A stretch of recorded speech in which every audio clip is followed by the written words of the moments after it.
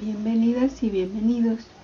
En este video veremos un poco acerca del perfil de las víctimas de lo que la doctora Mary France Irigoyen, psiquiatra y criminóloga, ha llamado la violencia perversa, es decir, una violencia insidiosa.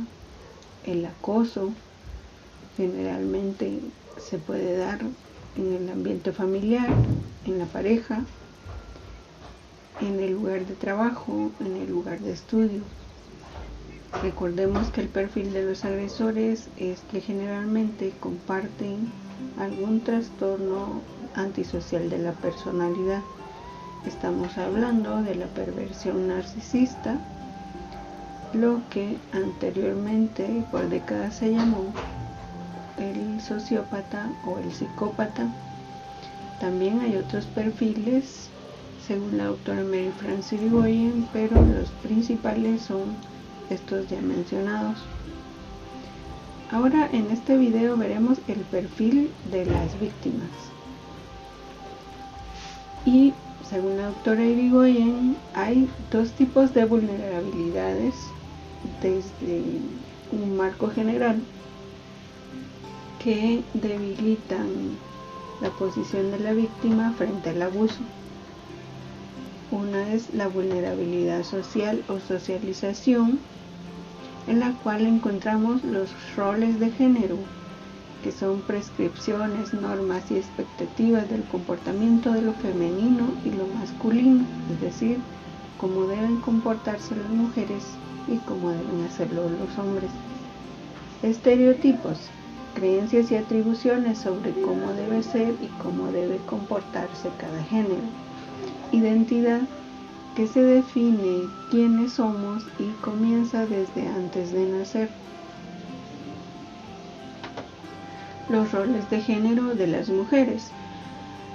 La sociedad educa a las mujeres para que sean madres, sensibles, cuidadosas, empáticas, saben lo que tienen que hacer con respecto al cuidado de los demás, esposas, atentas, ordenadas, limpias, cubren las necesidades de los otros, cuidadoras, disfrutan cuidando a otros, les recompensa, saben qué tienen que hacer.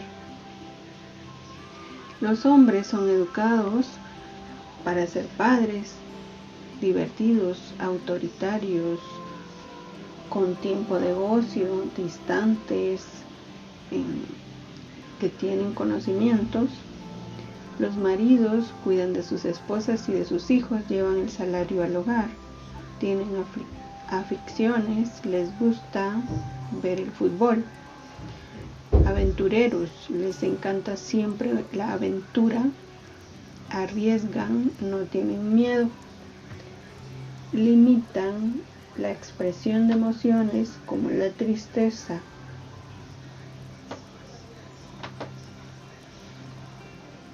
Los estereotipos de hombre, entre algunos podemos ver que si tiene autoridad para gritarle a sus hijos, decimos que es la figura de autoridad. Si deja a sus hijos que lo busquen cuando crezcan. Si prioriza su trabajo, es muy buen proveedor.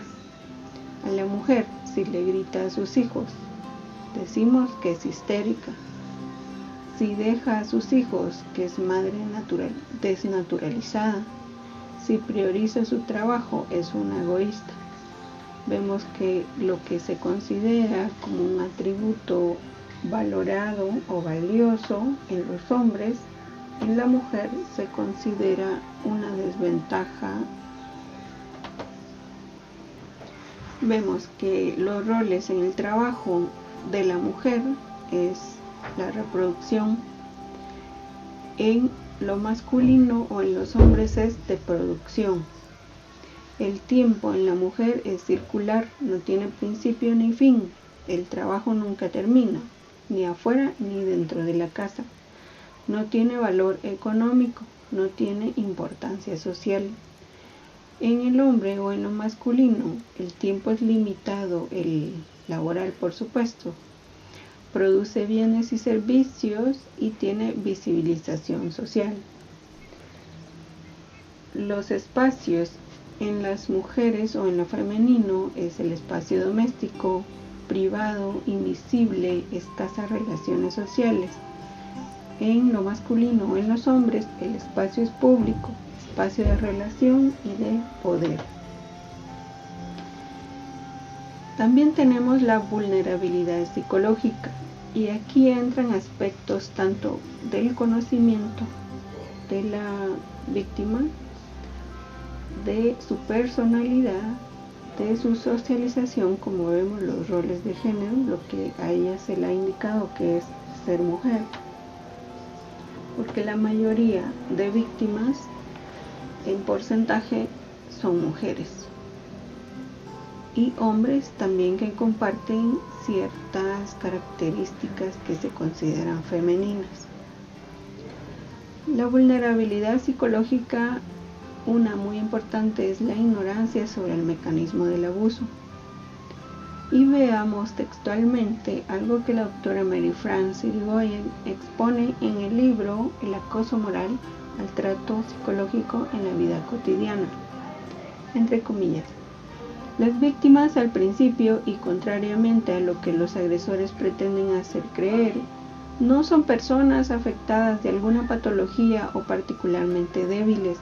Al contrario, el acoso empieza cuando una víctima reacciona contra el autoritarismo de un superior y no se deja avasallar. Su capacidad de resistir a la autoridad a pesar de las presiones es lo que la señala como blanco. El acoso se vuelve posible porque viene precedido de una descalificación de la víctima por parte del perverso, que el grupo ha aceptado primero y luego avalará.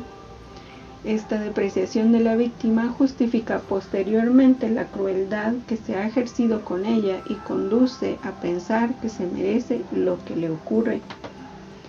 Sin embargo, las víctimas no son holgazanas, sino todo lo contrario. A menudo son personas escrupulosas que manifiestan un presentismo patológico. Los asalariados perfeccionistas, muy centrados en su trabajo, desean ser impecables.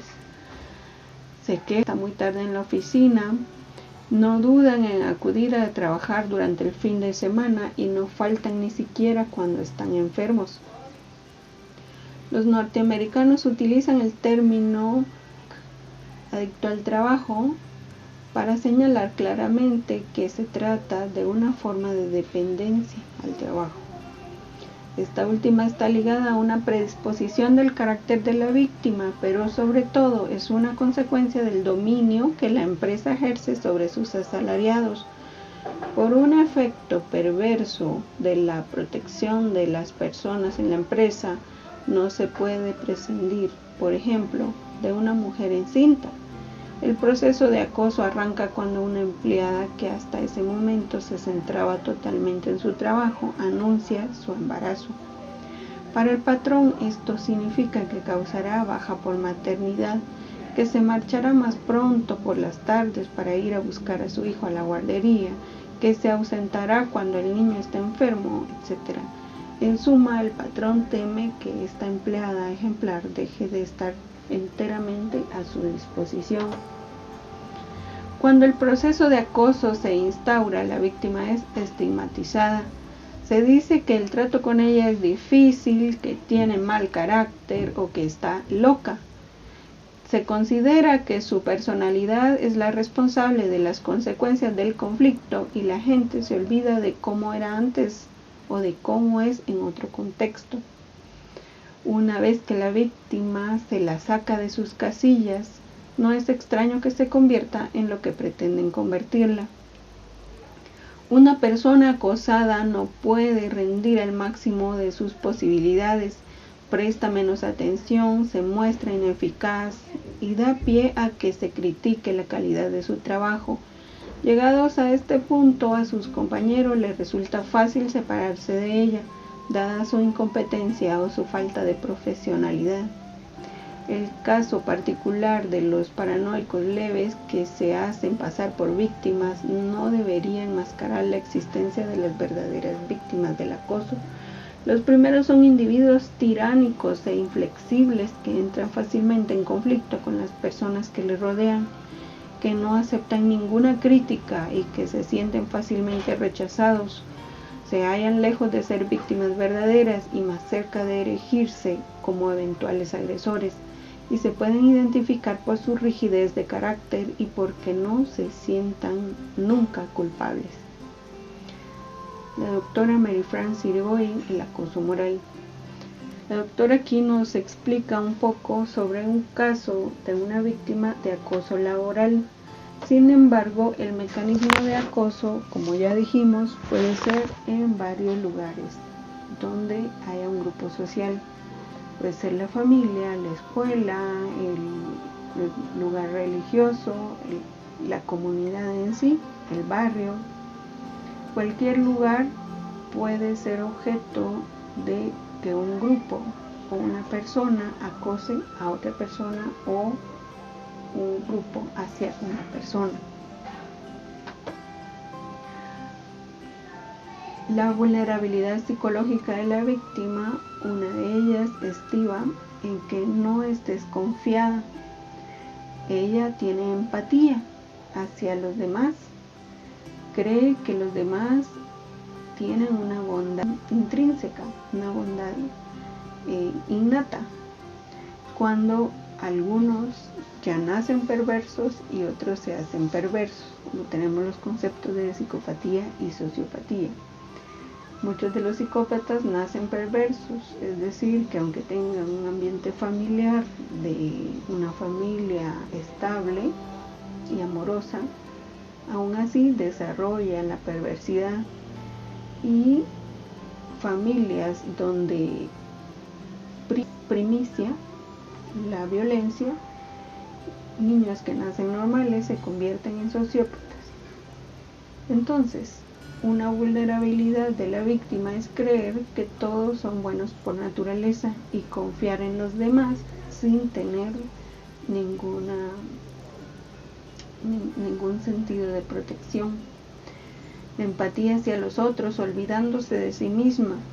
La víctima da en exceso, es muy buena, siempre quiere ayudar a los demás, se olvida de sí misma, es servicial, generosa, cuidadosa y confiada, se responsabiliza de lo que pasa, protectora de los demás, no hace caso a las insinuaciones, sensible ante el peligro, no hace caso a sus intuiciones, sensación ante el peligro, no detecta el abuso, no se conoce a sí mismo, personalidad. Tiene recursos que el depredador quiere, o combustible, que es lo que el depredador gana al acosar a una víctima.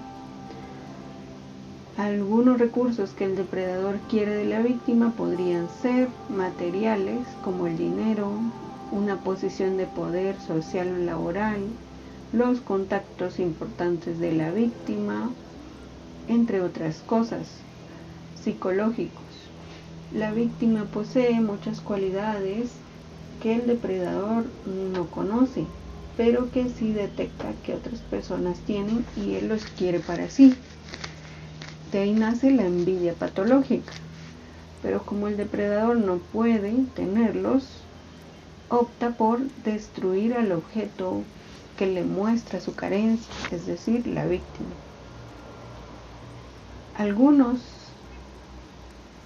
recursos psicológicos que tienen las víctimas son amor, capacidad de perdón, sumisión, ignorancia de la maldad humana, inocencia y en algunos casos dependencia emocional. Son vulnerables al chantaje emocional. La víctima también suele asumir culpas ajenas, dan muchas explicaciones. Vulnerable a la crítica, cree más en los demás que en sí misma. Sincera, transparente, auténtica, honrada, con valores muy altos, honesta, fiel, agradable, amorosa. Mujeres que aman mucho, que aman demasiado.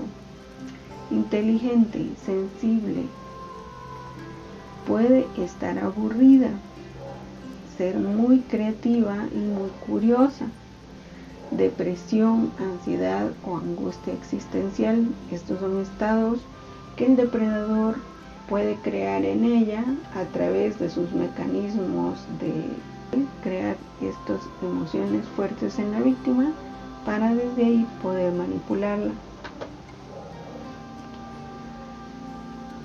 Con astucia, el depredador aprovecha estados emocionales alterados, como por ejemplo pérdidas, estrés, alegrías, traumas, discapacidades, la edad, por ejemplo, de las víctimas.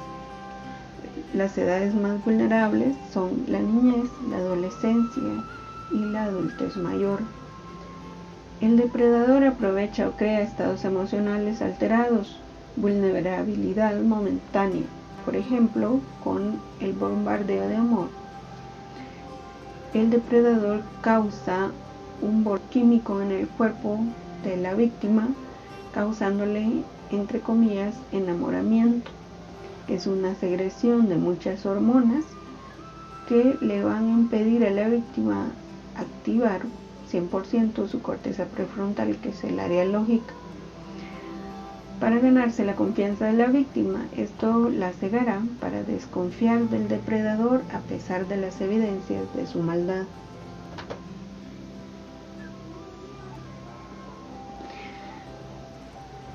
Por ejemplo, si hemos escuchado la historia del elefante que creció en un circo donde lo ataban a una estaca. El elefante, cuando recién nació, fue atado a una pequeña estaca y con una cuerda. Él intentó liberarse y como no lo logró, se dio por vencido. Fue creciendo su cuerpo, haciéndose fuerte, pero él jamás volvió a intentarse liberar, porque según su idea mental creada con la primera experiencia que tuvo, él creó una idea mental de no puedo liberarme, por lo tanto jamás lo volvió a intentar. Es decir, él tenía unas cadenas que eran más mentales que físicas, y es lo que pasa mucho con el tema del abuso, donde muchas de las ideas o mecanismos cerebrales de la víctima impiden que ella pueda liberarse de la situación de abuso. Y entonces, ¿cómo nuestra mente o nuestro cerebro nos va creando un ambiente propicio para la violencia? Y aquí vamos a hablar de algunos mecanismos cerebrales que es importante mencionar e identificar para que a través de ellos no lleguemos a estar en una situación de abuso. La parábola india de los ciegos y el elefante es una de las mejores formas de ilustrar la incapacidad que tenemos para conocer la totalidad de la realidad. Cada uno percibe solo una parte del elefante, y si les preguntamos cómo es dirán solo lo que su perspectiva les permite apreciar.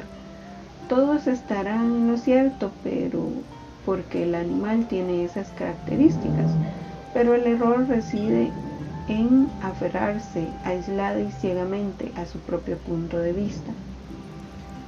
En esta parábola se dice que se colocó a 4 ciegos cerca de alguna parte de un elefante. A uno se le colocó cerca de la trompa, a otro cerca de la pata, a otro cerca del abdomen y a otro cerca de la cola. Se les pidió que tocaran lo que tenían cerca, y cuando se les preguntó qué era lo que estaban tocando, uno dijo, es como una espada. Otro dijo, es un tronco. Otro dijo, es una muralla. Y el otro dijo, es una cuerda. Así, todos estaban en lo cierto en cuanto al la interpretación de lo que percibían, pero sin embargo todos estaban equivocados porque no tenían capacidad de percibir el todo, porque no tenían capacidad de percibir todo el fenómeno. Y aquí vamos a hablar de unos conceptos de los sesgos cognitivos, que son mecanismos cerebrales que hacen al cerebro procesar más rápido la información y por consiguiente equivocarse con la interpretación de un hecho o fenómeno. Es un atajo para hacer conclusiones rápidas. Es una flojera o pereza mental. Y también puede ser apego a las ideas y sentimientos.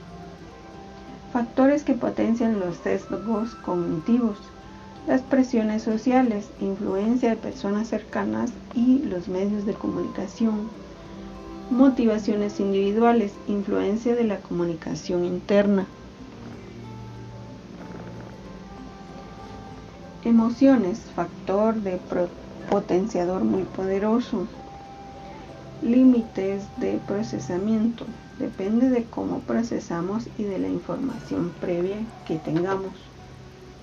Y algunos cognitivos tenemos efecto Dunning-Kruger, efecto psicológico según el cual los individuos con escasa habilidad o conocimientos tienden a considerarse superiores o más inteligentes que los demás, incapacidad del sujeto de reconocer su propia ineptitud. Aquí vemos que este puede ser un sesgo cognitivo de los agresores. Se evidencia mucho en los políticos, por ejemplo, que además de corrupto también puede ser inepto y arrogante. Síndrome de hibris, disminución de la capacidad de tomar decisiones racionales que experimentan algunas personas en posiciones de poder, excesiva soberbia y arrogancia, desprecio de las opiniones ajenas y pérdida de la perspectiva de la realidad. Es otro sesgo que se presenta en los agresores. Sesgo de punto ciego. Aquí sí empezamos con los sesgos que principalmente experimentan las víctimas. Tendencia a no darnos cuenta de los propios prejuicios cognitivos, vernos como menos sesgados que los demás, es decir, no creer que tu cerebro te está engañando o te falla.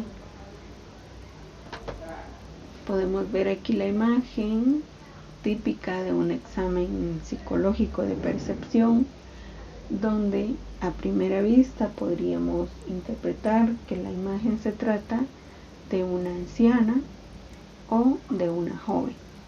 Depende de la experiencia que tengamos, de la edad que tengamos o de nuestra cultura, podemos observar una o la otra y así nuestro cerebro interpretará. ¿Por qué nuestro cerebro se equivoca? Los sesgos cognitivos aumentan nuestra eficacia mental al permitirnos tomar decisiones rápidas sin ninguna deliberación consciente. Sin embargo, los sesgos cognitivos también pueden distorsionar nuestro pensamiento, lo que lleva a una mala toma de decisiones y juicios falsos.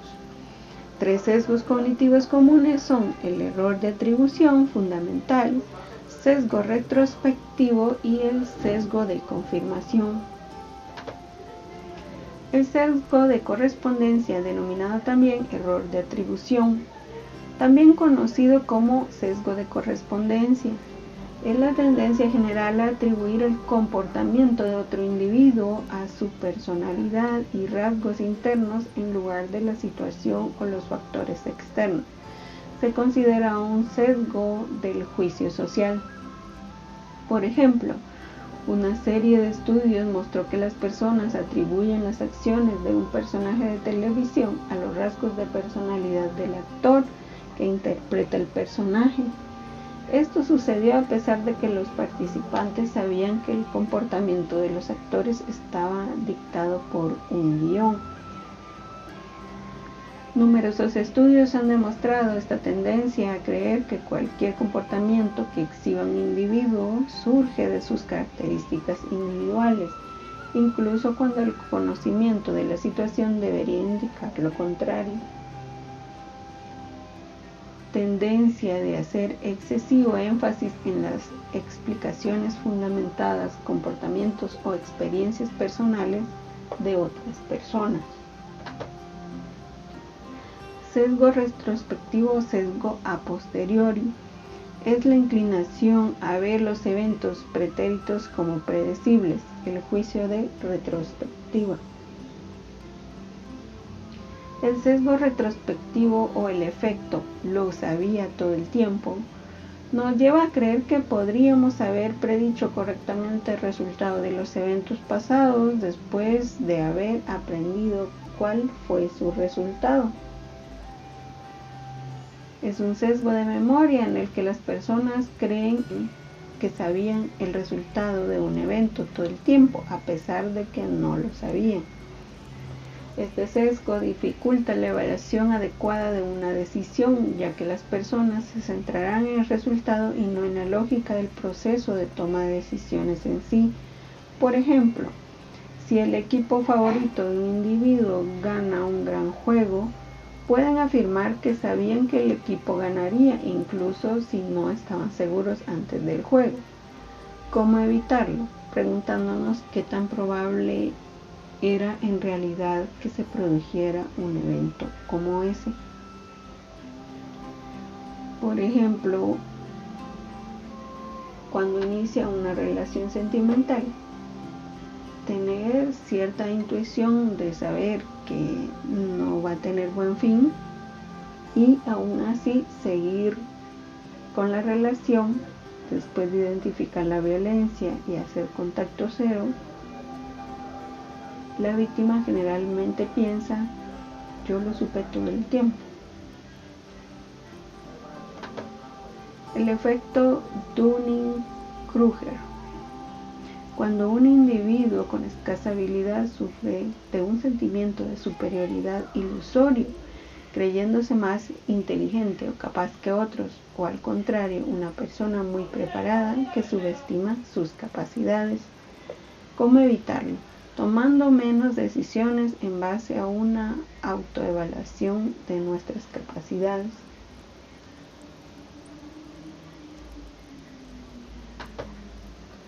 Sesgo de confirmación es la tendencia a investigar o interpretar información que confirma preconcepciones.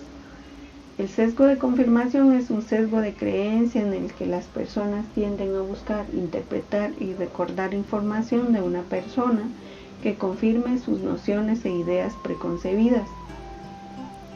En otras palabras, las personas intentan preservar sus creencias existentes prestando atención a la información que confirma esas creencias y descontando la información que podría desafiarlas.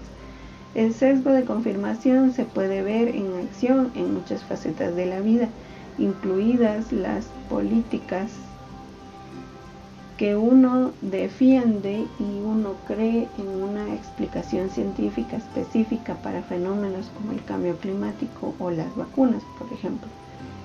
El sesgo de confirmación es una de las razones por las que es tan difícil tener una discusión. ¿Cómo evitarlo? Considerando siempre una gama de opiniones amplia, todas pueden tener sus propias ventajas y desventajas. Este sesgo tiene que ver con que las ideas que yo me formé en mi infancia suelo creerlas como verdaderas y buscar confirmación de las mismas. Por ejemplo, si yo desde niña creo que los hombres son enojados, buscaré solamente hombres enojados para confirmar la creencia que tengo sobre ellos. Es decir, sesgo de confirmación tiene que ver con confirmar aquellas creencias que yo tengo y buscar evidencia para validarlas, no buscando todos los aspectos del problema o, como el elefante, tener una visión amplia, general del problema o de la situación Sesgo de autoservicio. Es la tendencia a reclamar más reconocimiento para los éxitos que por los fallos. Te tiende a interpretar como beneficiosa para sus propósitos información ambigua. Sesgo de falso consenso. Corroborada de creer que las propias opiniones, creencias, valores y hábitos están más extendidos entre el resto de la población de lo que realmente lo están. El sesgo de falso consenso es la tendencia experimentalmente corroborada de creer que las propias opiniones, creencias, valores, hábitos están más extendidos entre el resto de la población de lo que realmente lo están. Por ejemplo, la mayoría de gente cree que beberse 5 cervezas al día no es alcoholismo, pero la evidencia podría decir que sí es alcoholismo por la frecuencia en la cual se intoxica el cuerpo con alcohol. Entonces es un sesgo de falso consenso. Sesgo de memoria. Es un sesgo cognitivo que mejora o deteriora la rememoración de un recuerdo, ya sea la probabilidad de que el recuerdo sea rememorado o la cantidad del tiempo necesario para que esto ocurra, o ambos, o que altera el contenido del recuerdo. Doctora que estudia la memoria desde hace más de una década. Ella escribió un libro que se llama El juicio a la memoria, cuando evalúa testigos de crímenes o supervivientes y da cuenta de los factores que impiden que la memoria sea, por ejemplo, como que si fuera una cámara de video donde se recuerden absolutamente todos los detalles del evento. La memoria tiene sesgos dependiendo también del nivel de estrés que la víctima pueda estar viviendo en el momento de los hechos. Si el estrés es extremo, la memoria no funcionará, y así que muchas víctimas confundan al agresor, por ejemplo, de un hecho de violencia puntual. Cuando la violencia fue reiterada y a largo plazo, la víctima sí recuerda al agresor porque ha tenido momentos donde no ha estado en extremo estrés, ha tenido momentos donde ha estado, entre comillas, un poco tranquila o relajada. Eso le ha permitido guardar recuerdos.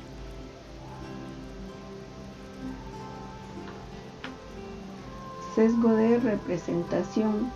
Cuando asumimos que algo es más probable a partir de una premisa que en realidad no predice nada. Sesgo de representación. Por ejemplo, que todos los payasos se pinten una estrella en el cachete. Yo conozco un payaso que se pinta una estrella en el cachete y pienso que todos los payasos se pintan esa estrella. Es decir, a partir de un objeto hago una generalización de los otros objetos de su misma especie. El efecto de arrastre o efecto es cuando hacemos o creemos en algo porque las personas que nos rodean lo hacen. Por ejemplo, la popularidad de un producto puede hacer que lo percibamos como más deseable. Es decir, es mejor tomar Coca-Cola que Bicola. Donde va Pedro, va Juan. Es decir, donde va la mayoría, yo también voy. ¿Cómo evitarlo? Dependiendo menos de las opiniones de los demás y sopesando toda la información que tengamos disponible. La heurística de la disponibilidad. Las personas sobreestimamos la importancia de la información que tenemos disponible y recordamos con más facilidad. Es decir, según nuestros intereses, así es la memoria que guardamos. Por ejemplo, podríamos pensar que fumar no es malo porque conocemos a un fumador de 100 años. ¿Cómo evitarlo? Pensando 2 veces, complementando la intuición con la estadística. El efecto del encuadre. Una misma información puede dar lugar a diferentes conclusiones y se presenta de manera distinta. En la política, los medios de comunicación se juega con la jerga para influir en la opinión pública, lo que se conoce como encuadre. Por ejemplo, esta medicina ha curado el 90% de personas, o esta medicina ha matado al 10% de personas. ¿Te harías tú de esta medicina cuando te dicen que ha salvado el 90% de personas? Pero no la tomarías si te dicen que ha matado al 10% de personas. ¿Cómo evitarlo? Escuchando con atención la información que se nos presenta e intentando descubrir su verdadero significado. La maldición del conocimiento. Las personas que sobresalen en algo pueden tener problemas para ponerse en lugar de alguien con menos conocimiento. Una vez que sabemos algo, nos resulta muy difícil imaginarnos cómo era no conocerlo. Ejemplo, es más fácil engañar a alguien que convencerlo de que ha sido engañado. ¿Cómo evitarlo? Evitando suposiciones, midiendo el conocimiento de nuestra audiencia. Por ejemplo, si es que estamos facilitando algo, proporcionando contexto con la inclusión de ejemplos. La reactancia, cuando hacemos lo contrario a lo que se nos piden o recomienda. La reactancia ocurre si alguien nos presiona para aceptar un punto de vista o una actitud y lo percibimos como una amenaza a nuestra libertad de elección. ¿Cómo evitarlo? Preguntándonos si nuestras objeciones tienen que ver con nuestro ego. De la falacia del costo hundido. Tendemos a tomar las decisiones sobre algo incierto en base a las posibles pérdidas que ocasionaría. La falacia del costo hundido emerge cuando nos negamos a abandonar algo poco gratificante porque ya hemos invertido en ello. Por ejemplo, no me divorcio porque ya invertí tantos años en el matrimonio. ¿Cómo evitarlo? Aprendiendo a cortar nuestras pérdidas, separando nuestras emociones de nuestras decisiones. El efecto anclaje. Las personas damos demasiada importancia a la primera pieza de información que recibimos, que hace de ancla. Por ejemplo, al menos no me pega. El anterior marido sí lo hacía. Por eso cuando conseguimos negociar el precio de un artículo a menudo, sentimos que estamos comprando una ganga. ¿Cómo evitarlo? Estudiando si una oferta es razonable o hemos percibido su valor basándonos en un pasado, muchas veces inmediato. El sesgo optimista. ¿Qué hay detrás del "a mí no me va a pasar" o esperanza tóxica? ¿Qué es el sesgo optimista? Es la creencia de que contra todo pronóstico las cosas saldrán bien a nivel individual, que el fruto será mejor que el pasado y el presente. Pero también puede llevarnos a tomar riesgos innecesarios en la vida. Nos hace subestimar las posibilidades de vivir experiencias negativas. Es algo muy generalizado y se cree que es algo parcialmente genético. El optimismo privado y la desesperanza pública. Me irá bien, aunque a la gente o a mi país le vaya mal. Yo estoy bien, los demás están mal. Sesgo de compromiso o pie en la puerta. Decir sí porque anteriormente se dijo sí, o decir sí porque anteriormente se dijo no. Evitar una pérdida, evitar perder lo que ya ganaste. La técnica de pie en la puerta consiste en pedir primero un pequeño favor, no muy costoso, para que no se niegue. Conseguido se pide al compromiso de mayor importancia.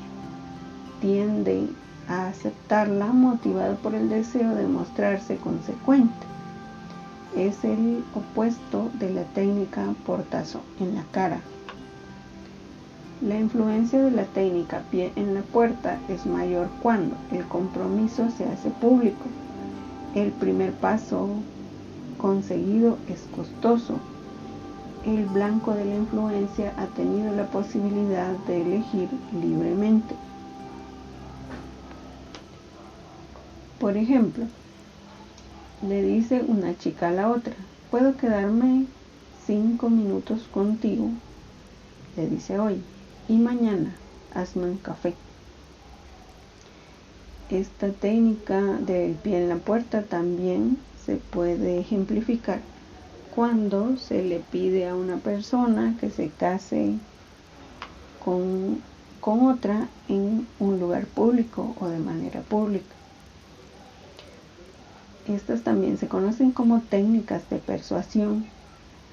La técnica de la bola baja. Primero se ofrece un trato razonable, pero después es cambiado para empeorar. La técnica del portazo en la cara. Las instrucciones son: la primera petición no debe ser desmesurada, es decir, poco creíble. La segunda petición debe ser realizada con la misma persona que hizo la primera. Se debe explicar el motivo por el que se rebaja la petición. No debe transcurrir mucho tiempo entre las dos peticiones. Por ejemplo, se te aparece una persona en la calle y te dice que dones a una institución. Cuando tú dices que no, entonces la persona te pide que le compres un llavero, por ejemplo.